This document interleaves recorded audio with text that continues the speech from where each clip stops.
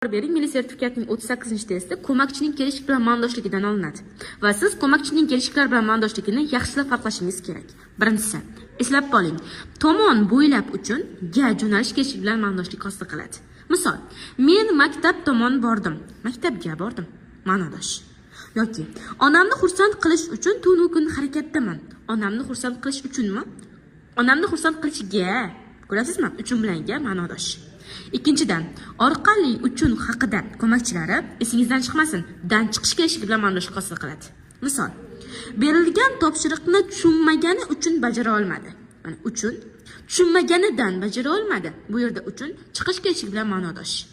Uchinchisi, ko'proq uchraydi testlarda bilan albatta da o'rin payt kelishligi bilan ma'nodoshlik hosil qiladi. Mana misol keltiraman.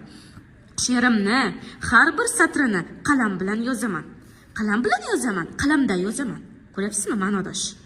Yoki haqida, to'g'risida, xususida bu albatta tushum kelishligi bilan ma'nodoshlik hosil qiladi. Misol keltiryapman. Bugun ko'makchi haqida suhbatlashdik. Bugun ko'makchini suhbatlashdik. Ko'ryapsizmi, haqida tushum kelishligi bilan ma'nodoshlik hosil qilyapti.